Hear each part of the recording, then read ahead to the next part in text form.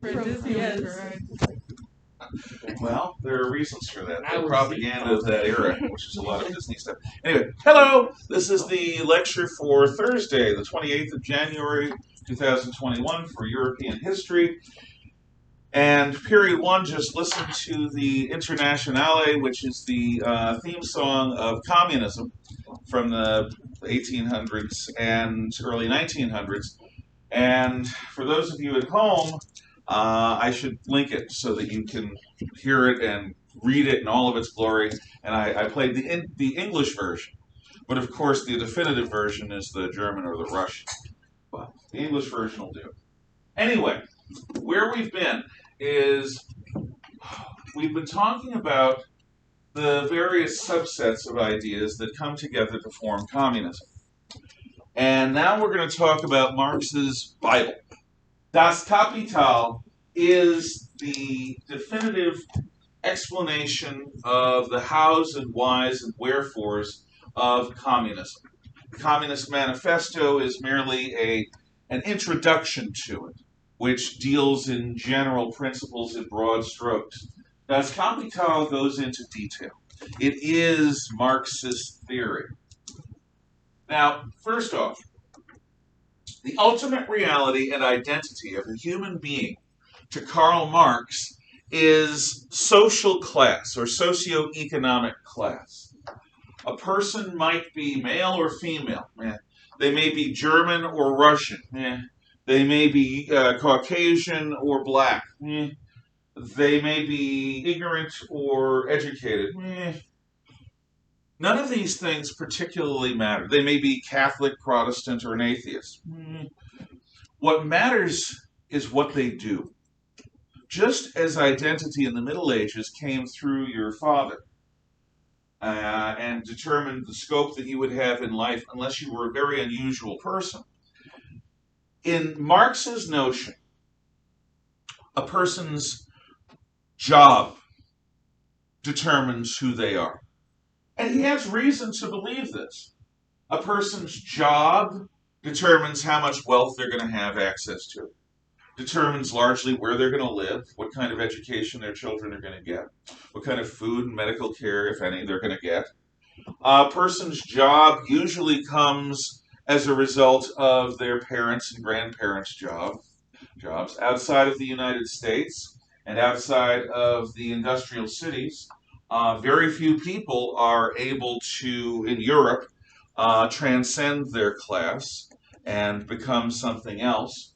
So Marx's notion that social class, über alles, social class determines everything, is defensible.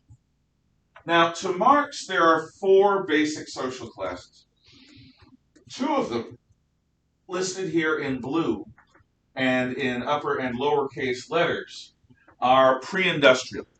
And two of them, listed in good communist red, are in all uppercase letters, and they are the industrial era classes.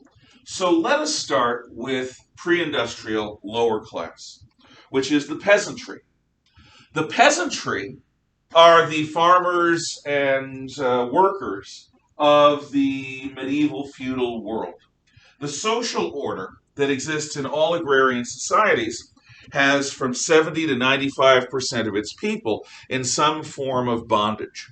And in Europe, the best form of bondage that a person could have is to be a member of the peasantry, because the other two groups within a state of bondage are serfs, which are slaves in everything except you can't sell them off the land away from their families, and slaves, which you can do whatever you want to them because they're human tools, according to the law, according to their significance.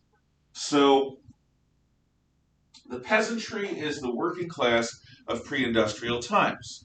Let's look at some of their characteristics. First of all, they're scattered. The peasantry does not concentrate because agricultural production spreads itself across the countryside. So peasants rarely, if ever, come together in a mass group, and this is significant to Marx. Their dispersion makes it less likely that they are going to be able to come together and do anything coherently. Marx was well aware of the history of failed peasant uprisings throughout the Middle Ages and early modern times. And he identified why. Peasants were not used to working together. They would work together from time to time on farm projects, but they weren't used to working en masse. They weren't used to converting their mass of people into something more than the sum of its parts. Peasants are also largely ignorant of anything that they don't learn through tradition. How they work, what they do, all comes down to them in their heritage. And as a result of this, peasants don't have a quick or a high learning curve because they never have to learn radically new things. Even agricultural reforms are introduced fairly slowly in the countryside in most places because you don't want to spook the peasants. So the peasantry is dispersed. It is not used to dealing with technology, and it's not used to learning new things. The peasantry is also notoriously superstitious. And what that means is their approach to religion is basically a superstitious one. When you believe in things you don't understand, that is a definition of superstition. It's by Stevie Wonder, the R&B and pop music singer from 1970s, but it works when you believe in things you don't understand. That is superstition. The Christianity that many peasants receive, according to Marx, is mere superstition. They don't understand it. They simply follow the ritual, as if superstitiously that will keep harm away. They're also notoriously conservative.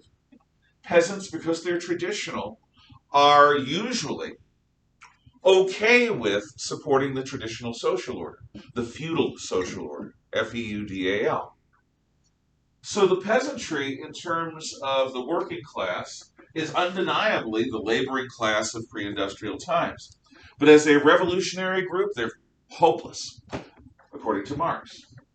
Now let's go to the fourth group, the aristocracy. They are the pre-industrial elite. They are the upper class. How do they get their position? They inherit it. Like the peasants, they inherit their status. And an inherited status doesn't necessarily match your individual capabilities. A peasant may be born to a family that's never had anyone who exhibited anything like a remarkable skill, who suddenly has a idiot savant talent for something, or just a genuine genius for something. But because they're a peasant, that genius will largely go unnoticed. You can have aristocrats who are born to rule, trained to lead people from the earliest times, who grow up to be selfish idiots who bring shame upon their families and doom upon anyone unfortunate enough to be in their care. But the aristocracy shares many traits with the peasantry. Not only do they inherit their positions, they are not used to change. They're not used to learning things. They are used to acquiring the knowledge over years or decades of time. They don't have to study things quickly. They don't have to study rapid change very often, because the world they live in is a world that is largely unchanging.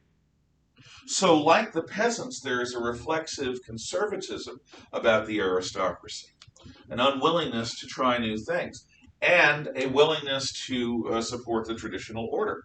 And in the aristocrats, this makes total sense to Marx, because they're beneficiaries of the traditional social order. They are the nobility, and people from their families become leaders of church and state. But as a group, they're almost as hopeless as the peasants. They're powerful enough to rule the peasants. They're powerful enough to put the peasants down whenever the peasants get uppity. But they're not really a challenge in a modern sense. Now we come to the upper class in the industrial era, which is the second age of history. He calls it something different. We'll get to that. The bourgeoisie is a French term for townsman. In German, it's bürgerlich or burger. Now, a burger in Germany is not just a risotto of beef hamburger sandwich from the city of Hamburg. It is a person who lives in the city. It's a townsman. So since I own a house in Coeur d'Alene, I made burger in the traditional sense. I live in the city of Coeur d'Alene. I own property there. Therefore, I meet the basic requirements of being a burger. I could go on into stupid jokes. I will. You can just imagine. So, my teacher's a burger. Yeah, my teacher's a Frank. Luckily, never mind. The idea is that Marx uses the term townsman or bourgeois. I know it looks like bourgeoisie. When I was a kid, first reading this word in history books, because I read history books for fun as a kid because I was weird. Still the word looked like bourgeoisie. It's bourgeoisie. Bourgeoisie, because of the French. Why a German Saxon like Karl Marx uses French terms, well, he studied in Paris. In any event, the bourgeoisie are the townsmen.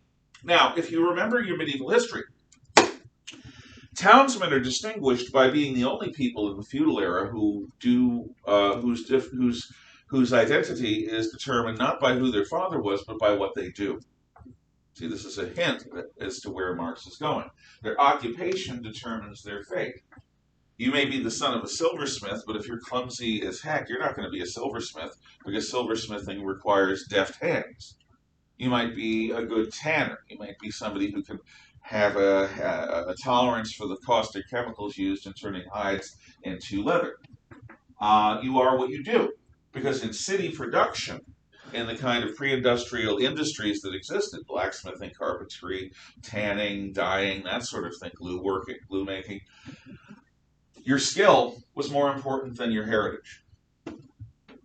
But what Marx means by the bourgeoisie are the people who change the world. Not people who rely on their parents to give them their identity. Doctors are bourgeois. Lawyers are bourgeois. Teachers, to a lesser degree, are bourgeois. Bankers are bourgeois. But the most bourgeois of the bourgeoisie are the entrepreneurs. Entrepreneurs. And I'll write that word down here so that you can use it. Entrepreneurs. That's E-N-T-R-E-P-R-E-N-E-U-R. Entrepreneurs. What language do you think that word derives from? French. Always French. So, entrepreneurs, who are they? An entrepreneur is a person with a dream and the guts to turn that dream into reality. An entrepreneur is the person who comes up with a new product, a new service, a new idea, a new business model. Somebody who looks at the world, sees a lack, sees a solution to that lack, and comes up with a way to make that solution happen. An entrepreneur can be an inventor. An entrepreneur can be somebody who revolutionizes how you manage people. An entrepreneur is somebody with a new idea. Now understand, the world doesn't like new ideas. We tend to like things that we understand, the way they are.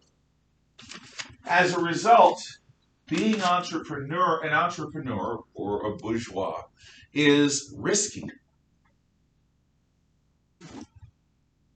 You've got a group of people wanting to set up telegraph lines in the European controlled regions of China in the late 1800s. Telegraphs will speed communication, the telegraph people say. Telegraphs will allow people to communicate in practically instant manners over hundreds or even thousands of miles. Telegraphs have been used in Europe, in the Americas, in Africa, in India, and now we want to bring them to China. But there were both Europeans and Chinese who said, why do we need them? We've got couriers. In China, there are so many people, everyone needs a rice bowl. Everyone needs a job to support their families. Otherwise, they'll be one of the countless people dying of starvation around us on the streets, which we ignore because that's the way it was. because there are so many people. These telegraphs will put couriers out of work, at least in terms of carrying messages. They'll still need to bring packages, UPS, but in general, we aren't sure we need a telegraph. So there was an almost John Henry-esque contest set up between two buildings. They were called factories in the European neighborhoods of Shanghai, which was called the Bund. They weren't really factories, they were office buildings, but they were where factors worked. There was going to be a room filled with reporters and another room filled with reporters in the next building over, up on the top floor. And the people in this room would write a message down and give it to a courier and the telegrapher simultaneously. Then the courier would go down, across, and up, and the telegrapher would tap out his message. And the question is, who's going to get the message there quickest and most reliably? So, they do this. And of course, by the time the telegraphers in each room tap the message out, read and translate the message, the courier's only halfway there. So they demonstrate the advantage of the telegraph. The couriers are not happy. And there was some sabotage, which comes from an early industrial word where people in northern France and southern Belgium don't like the fact that these factory machines are taking their jobs. So they throw their wooden shoes or sabot into the machinery to gum up the works. These are the first saboteurs. In England, they're called Luddites. It's the same group of people who want to damage the machinery that they think threatens their livelihoods. And I don't blame them. I can understand that. I've got a job. My job is going to be replaced by a machine. By the way, one of the few benefits of the COVID thing is there have been people for decades talking about online learning replacing in-person learning. I hope that it's clear to most people that as bad as in-person learning can be, online learning is worse.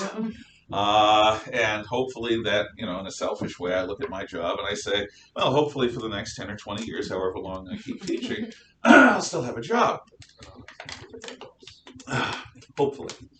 You never know. People's capacity for folly is unlimited. Yes? And I'd like to say, kind of today too, like with art and stuff, now machines are being able to kind of partly do art, but still have to be fed something. Yeah. And it's like, well, what do people who like doing art do now?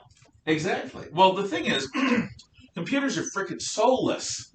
Even if they get AI, they're not going to have human emotions. They're not going to have the depth of feeling that human beings do. So they may produce graphic designs.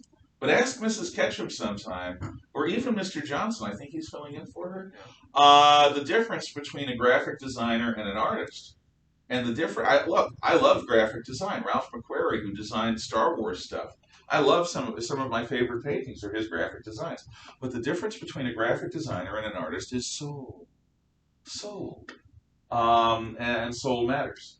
Hopefully, it will continue to matter. Hopefully, you'll be able to see the difference between a computer-generated work. A lot of movie plots over the last 20 years. You want to know why? One of the reasons why Hollywood is becoming less and less creative. One reason, among several, is that they've actually bought into the idea that you can have computerized plots. You got a randomized first act, second act, third act, and denouement, and you just program in the variables, and you end up with lemon, and you get a movie about lemons. That isn't the same thing as actually writing a story about people. So, in any case, I don't know. I've never gambled. So, what are the other things besides lemons on those machines? Cherries. Cherries. Okay. I know the one from the Inquisition. They had Jews on them, but this was different. Okay. I'm not making this up. He said Jews should. Never mind. No, I did not. So, the bourgeoisie, the entrepreneurs, are the people who come up with new ideas. And the world often punishes new ideas. So they're taking a risk. But they're not just taking a risk with their reputations. Most entrepreneurs don't have two pennies to rub together. That's why they're doing what they're doing. They're being ambitious because they need to be. So what they'll do is they'll go to people who have money to loan, like bankers or more senior businessmen made it, or whatever. Because there comes a point where you have too much money to spend on yourself, and you've got to invest it so that the money grows. This is a good problem to have. And you might invest in stocks and bonds, you might invest in businesses, you might invest in a production company and make movies. There are all sorts of things. You might invest in real estate. But you have this money that you don't need for your daily life, but you want to keep it in your family. In fact, you want it to grow, so you could put it in the bank, but it's not going to grow fast at all. You want to invest some of it. And so the entrepreneur goes to the investor and says, I've got a great idea. Let me tell you about it. And the investor, if they're interested in looking for a place to put their money, says, okay, tell me about it. Well, the entrepreneur then makes his pitch. And if he can get enough investors on board, he gets money loaned to him that will allow him to build his factory and make his product, or buy his store and make his product. And anyway, turn this dream into a reality. Now, here's the scary part. Even good ideas fail.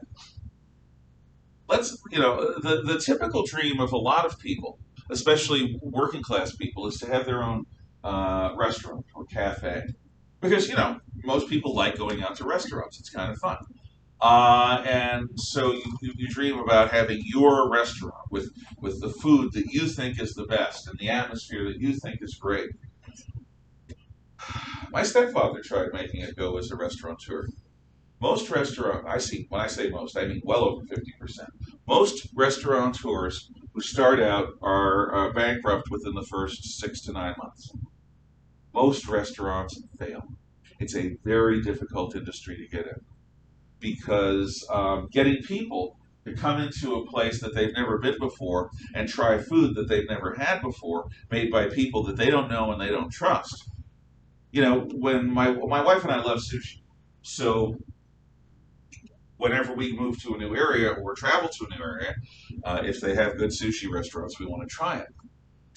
But my wife wouldn't go to a sushi restaurant until she had met somebody who had eaten there and lived, because she was still nervous about the idea of eating raw dead fish, because it's raw and there could be worms or diseases or things like that. And there are some forms of sushi that can and will make you sick, and that can and will kill you, particularly fugu, which is blowfish.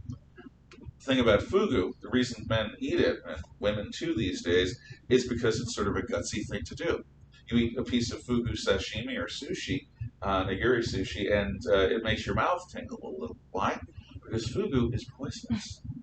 And in fact, it has a neurotoxin so deadly that there's no antidote for.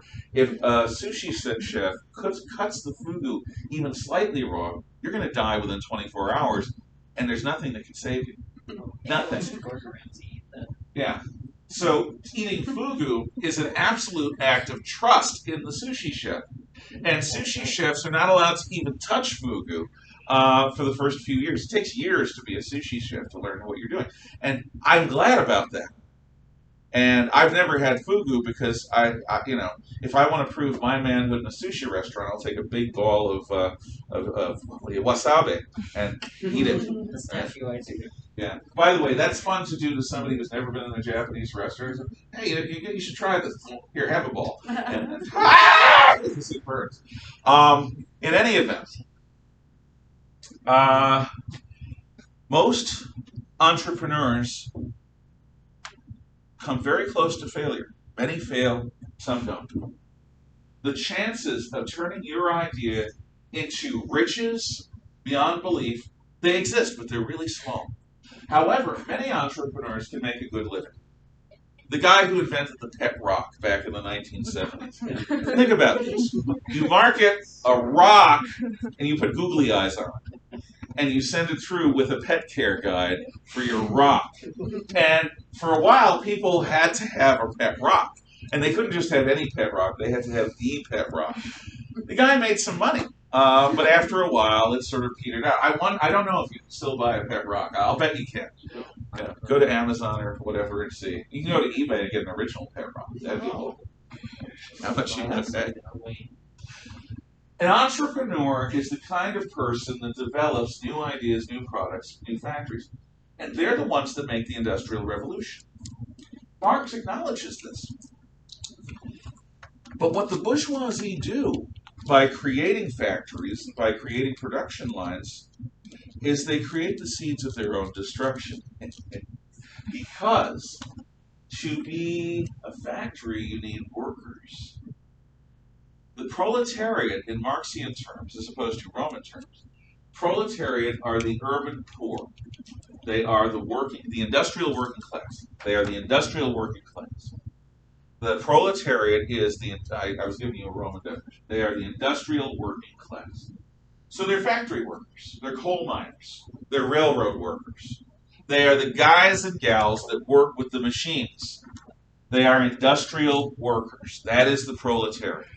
There are no industrial workers until bourgeois entrepreneurs, there's a term, bourgeois entrepreneurs create the factory systems, build the railroads, have the canals done, develop the new means of shopping, the new means of buying and selling things. All of this stuff is created by the talents of the bourgeoisie.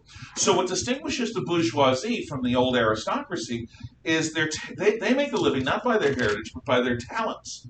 If you're not a talented person, your ideas are going to stink, and they're going to fail. If you're a talented person, your idea might succeed, and you become rich enough to become a factory owner, to become a capitalist. Now, you know who really benefits? The investors. And that's as it should be. Because an entrepreneur can have all the ideas in the world, but if people don't have the money and choose to invest their money in the idea, it goes nowhere. So what the bourgeoisie does is they make sure that the investors get dividends, which are regular payments based on how much they loaned, and that they own stock in the company. Yes. So was Engels part of the bourgeoisie? Yeah. Honestly, so was Marx.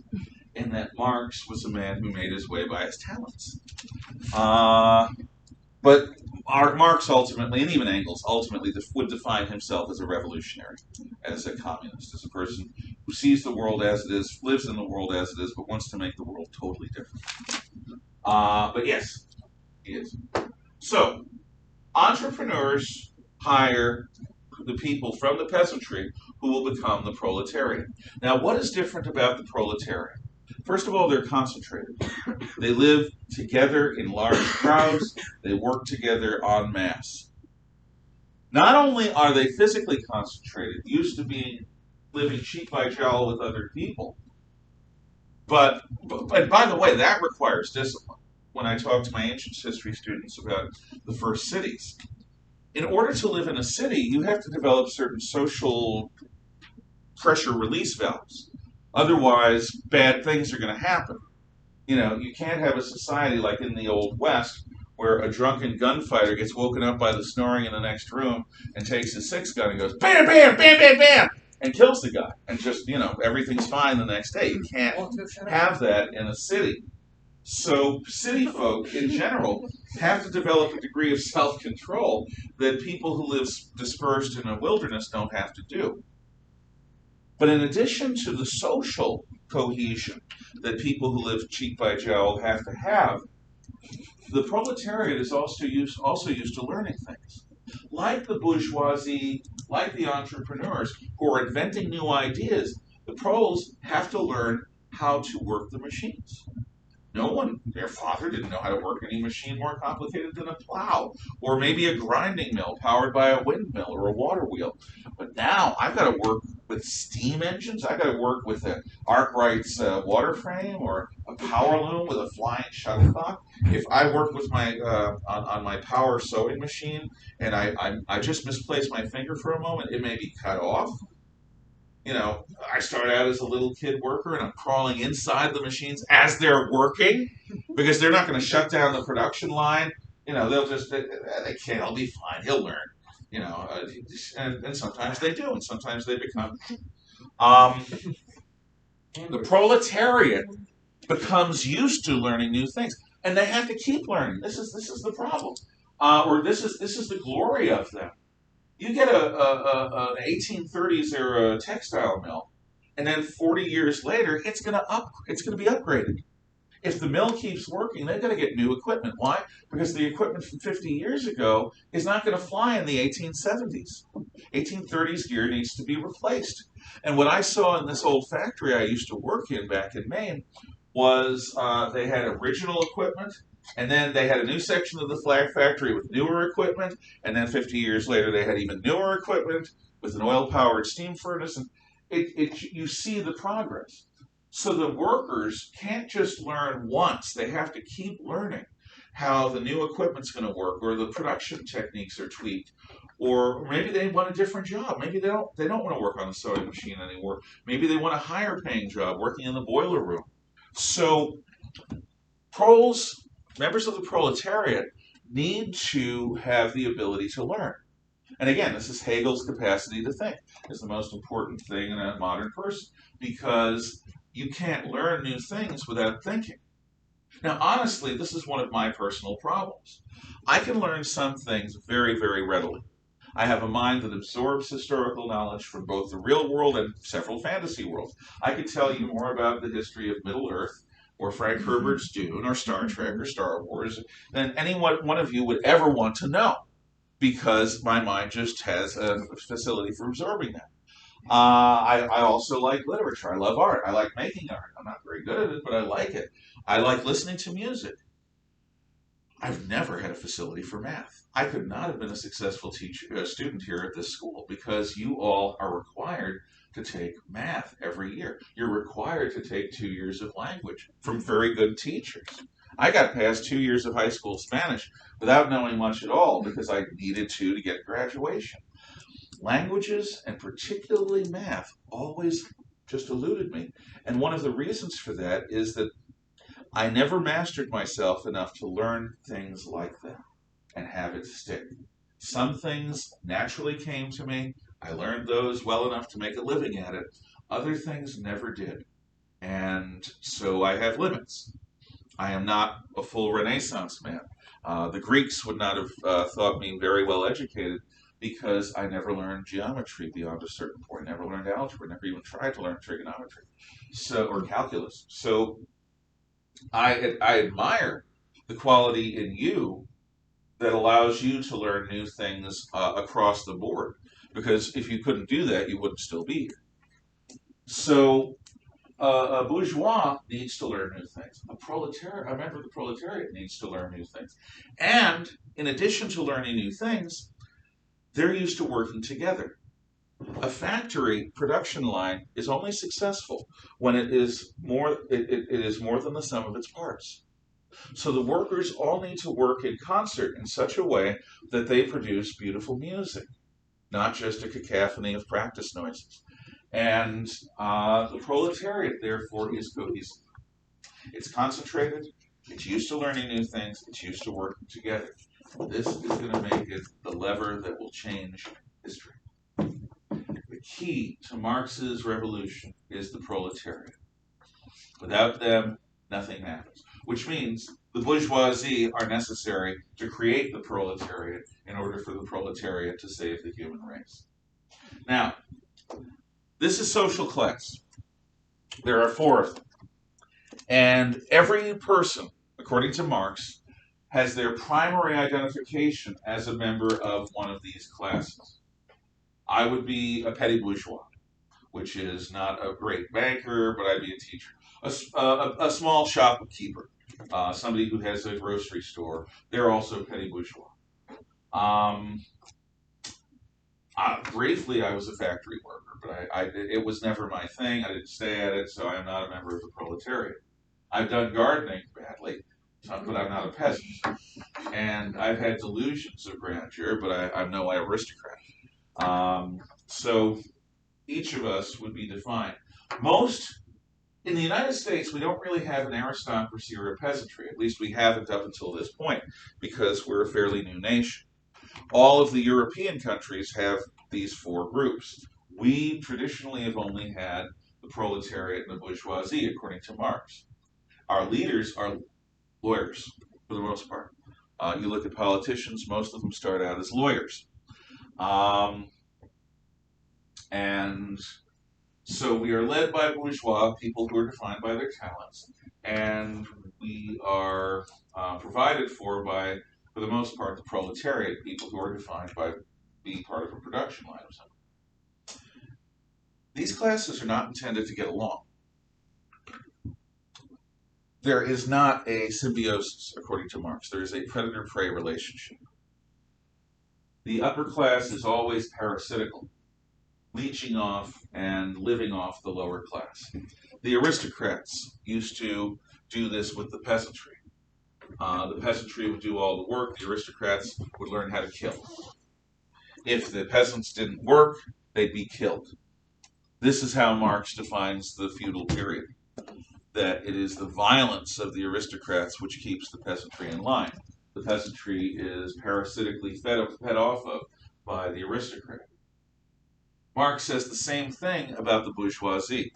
The bourgeoisie may be more talented than the aristocracy, but in fact they are still parasites because their ideas are fine, but they prize serving their stockholders more than their workers. They prize their profits more than their people. The iron law of wages is simply an excuse to treat people terribly, and that needs to change. The parasitical relationship of the bourgeoisie feeding off of the labor of the proletariat who do all the work, according to Marx, is evil. Just as the aristocratic feeding off of the peasantry is evil. But the world is not going to suddenly wake up and have an epiphany and say, oh, that's evil, we got to stop that. No. Class struggle is necessary. The lower classes need to literally fight off the parasites. And only when that happens will there be social justice. So class struggle is central to Marxism because of the dialectic. You have the bourgeoisie that creates the proletariat. Ultimately, what you want is a society that benefits from the talents of the bourgeoisie, but also benefits most of the people who happen to be proles. That synthesis will only come through conflict, will only come when the proletariat rises up. Now, one of the things that keeps peasants and proletarians down is religion, which Marx sees in terms of the Jewish and Christian faiths, because he's a man of the West. He looks at religion. In fact, he calls religion the opiate of the masses. That's a drug. Opium is an opiate. Various psychotropic drugs are opiates. It's a narcotic. Religion is the narcotic of the masses. Religion is the heroin, the opium, the, what are some of the big drugs today? Not cocaine so much, because cocaine just makes you wired. Anyway, you get the idea. It's a drug. What? Hydros? Yeah. Hydros. They're like Okay. It could be that. It's not the Tide Pods of the proletariat, I'll tell you that. Hopefully, by the way, that thing has gone and died. The idea, yeah, I'm really manly. Watch me eat this Tide Pod. Stupid! I think it would have literally died off. Yeah. Well, no, exactly. It's Darwinism in progress. But I can't do the Darwin Awards. It's too cruel. I don't like people dying while other people are laughing about it. My wife, on the other hand, thinks the Darwin Awards are just fine, so she will watch. In any case, don't do stupid things that'll get you killed, because it'll get you killed. Religion is the opiate of the masses. Why? Well, what is the central tenet of Christianity in terms of our selfish needs? You won't die. You'll go to heaven. If you suffer in this world and are a good Christian and turn the other cheek, in this world, this will be a vale of tears. You will suffer. But this world comes and goes in a blink of an eye, compared to eternity with God, in bliss, in heavenly joy. Marx says, suckers! How can you believe that? You're taking the only life you know you're going to have, you're slaving away for some nabob, and you're going to get rewarded after you die? Stupid! So Marx calls religion nothing more than a form of social control. I wonder what he thinks now. In any event, because he's dead, therefore he would have the mystery revealed one way or the other, presumably. But while he was alive, Marx said that religion is the opiate of the masses. So communism is inherently hostile to religious faith of all kinds. That's why the Chinese Communist Party is putting over 1 million Uyghurs in re-education camps, concentration camps. Why? Because they're Muslims. That is why the Chinese Communist Party takes the entire nation of Tibet and is also going to do the same. It's in the process of beginning to do the same thing to the Tibetan Buddhists that it did to the Uyghur Muslims. They're going to do the same thing to the people of Hong Kong because they have this belief in freedom. Communism is not compatible with religious faith. Yes? This is a bit off topic. Please. With the whole China thing invading Tibet, with the Dalai Lama, he said a thing after they invaded Tibet, and like there was a reporter who asked like the Dalai Lama, he was like, "So are you like really mad at the Chinese?" And he said, "No, I completely forgive them."